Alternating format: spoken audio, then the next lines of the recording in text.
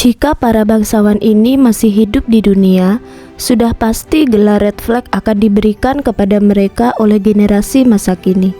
Misalnya saja ada pangeran yang tidak suka wanita, tetapi tetap harus menghamili salah satu dari mereka demi kepentingan kerajaan yang berakhir dengan penghabisan nyawa. Ada juga sultan yang mengikat ratusan wanita selirnya dalam karung berisi pemberat dan menenggelamkan mereka di laut. Berikut adalah daftar dari para bangsawan pria yang begitu kejam terhadap wanita hingga sangat cocok diberi gelar pria red flag. Kaisar ini memerintah dari tahun 151 sebelum Masehi, memperkuat kendali kekaisaran atas Cina. Secara keseluruhan, pemerintahannya berjalan baik. Dia berhasil menurunkan pajak yang akhirnya bisa mengurangi beban rakyat dan mempersiapkan dinasti Han mencapai puncaknya untuk para penerusnya. Namun dalam keluarganya sendiri, Kaisar Jing membesarkan beberapa pria dengan moral rusak. Yang pertama adalah Pangeran Tuan yang memiliki masalah serius dengan reproduksinya. Hal ini tentu menjadi masalah karena salah satu tugas utama seorang pangeran adalah memiliki anak laki-laki untuk meneruskan kelangsungan dinasti. Salah satunya yang paling mengerikan adalah Pangeran Qian. Pangeran Qian adalah monster tersadis di antara dua saudaranya yang lain, yaitu Pangeran Tuan dan Pangeran Chu. Berbeda dengan Pangeran Tuan yang tidak suka wanita dan merasa sakit saat melihat mereka, Pangeran Qian menyukai wanita namun dengan cara yang sadis dan merugikan. Qian menjalin hubungan sedarah dengan para saudara perempuannya sendiri dan bahkan memaksa beberapa di antara mereka yang menolak berhubungan dengannya. Pangeran Qian juga suka menyiksa para selirnya. Jika mereka tidak berhasil membuat sang pangeran merasa terpuaskan, para selir itu akan menghadapi penyiksaan yang tidak manusiawi. Mereka dipaksa untuk dijemur di atas pohon tanpa busana selama berhari-hari, membiarkan mereka kelaparan hingga mati, bahkan menenggelamkan ke dalam danau istana. 3 anak Kaisar Jing bukanlah satu-satunya bangsawan pria kejam dalam dinasti Han, namun sumber sejarah Tiongkok menyatakan bahwa cukup banyak kerabat Kaisar Jing lainnya yang juga kejam terhadap wanita. Dikatakan juga para pria-pria tersebut tidak segan merebut para wanita yang mereka sukai sekalipun sudah bersuami.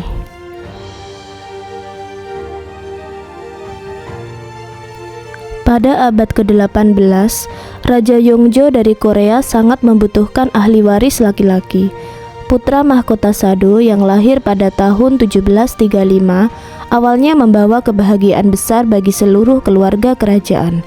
Namun Raja Yongzhou tidak terlalu terlibat dalam pengasuhan Sado yang menyebabkan Sado tumbuh di lingkungan yang penuh kelonggaran dan kurang bimbingan. Meskipun berusaha menyenangkan ayahnya, Sado merasa tidak dicintai dan menyimpan dendam yang mendalam. Ketika dewasa, Sado menunjukkan tanda-tanda gangguan mental seperti perubahan suasana hati yang tiba-tiba dan sering melakukan kekerasan. Beberapa ahli sejarah menduga bahwa dia menderita skizofrenia.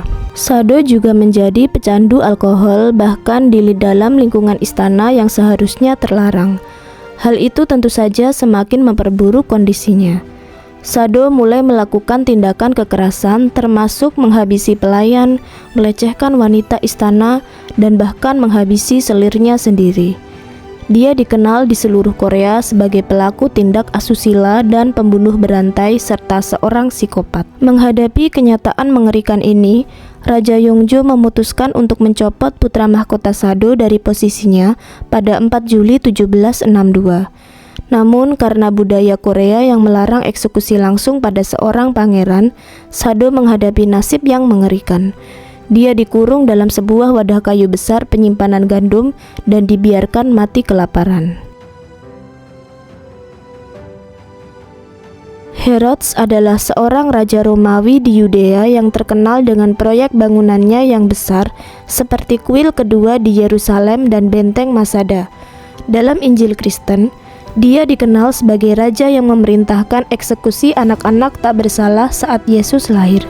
Namun, hal yang jarang diketahui tentangnya adalah bahwa Herodes juga seorang pria yang sangat kejam dan buruk. Herodes menikahi putri Mariamne dari dinasti Hasmonean, salah satu ahli waris terakhir dari dinasti tersebut.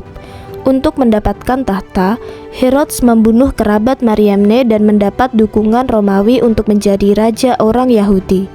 Mariamne sangat cantik dan Herodes tergila-gila padanya.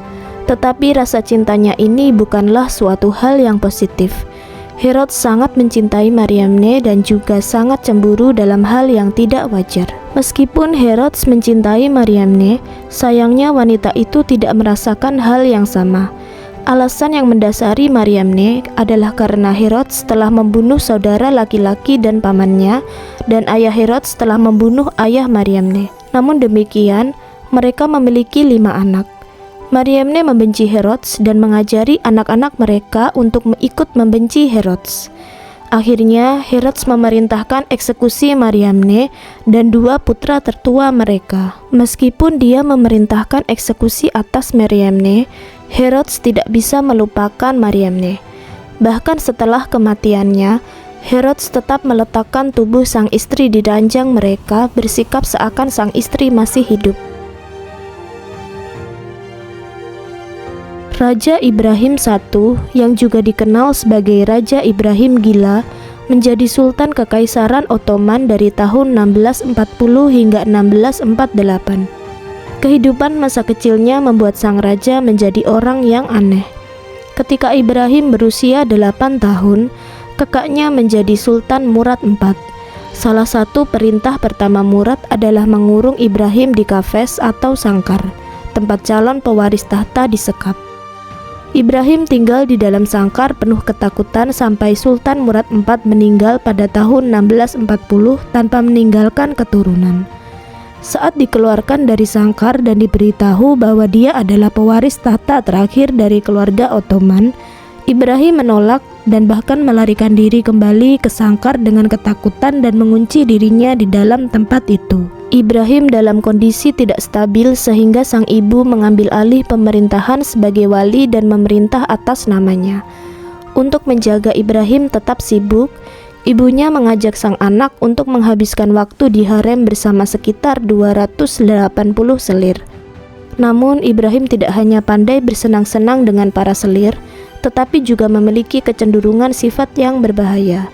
Suatu hari, tanpa alasan yang jelas, Raja Gila itu tiba-tiba memerintahkan semua wanita di harem sebanyak 280 orang untuk dimasukkan ke dalam karung yang diberi pemberat dan ditenggelamkan di laut. Marquis de Sade adalah seorang bangsawan Perancis yang terkenal karena tulisan-tulisan erotisnya.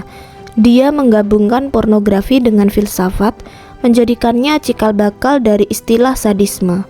Berbeda dengan tokoh-tokoh sebelumnya yang memiliki pencapaian besar di luar kehidupan pribadinya, Marquis de Sade dikenal dalam sejarah hanya karena perilakunya yang kontroversial. De Sade menulis tentang politik dan filsafat, tetapi ketenarannya berasal dari hal-hal menyimpang yang dia tulis. Di kehidupan nyata, tindakan De Sade yang penuh kekerasan membuat dia sering dipenjara di dalam rumah sakit jiwa sepanjang hidup. Dia menghabiskan total 32 tahun di penjara, termasuk 10 tahun di Bastille, dan banyak menulis selama periode tersebut. Sejak usia muda, De Sade sudah terbiasa menjalin hubungan dengan wanita penghibur, begitu juga menyiksa mereka. Pada awal tahun 1760, namanya pertama kali muncul dalam catatan kriminal kepolisian setelah banyak wanita penghibur di Paris mengeluhkan perlakuan buruk De Sade, hingga dia harus diasingkan dari Paris ke rumahnya di pedesaan. Meskipun detail kekejaman De Sade tidak dijabarkan dengan jelas, namun pada zaman itu bukan hal lumrah bagi seorang bangsawan untuk diasingkan bahkan dipenjara, jika bukan karena perbuatannya yang sudah begitu serius dan merugikan. Tokoh-tokoh ini, meskipun mencapai kekuasaan dan ketenaran yang besar pada eranya, namun tindakan yang keji dan amoral yang mencoreng nama baik mereka sendiri.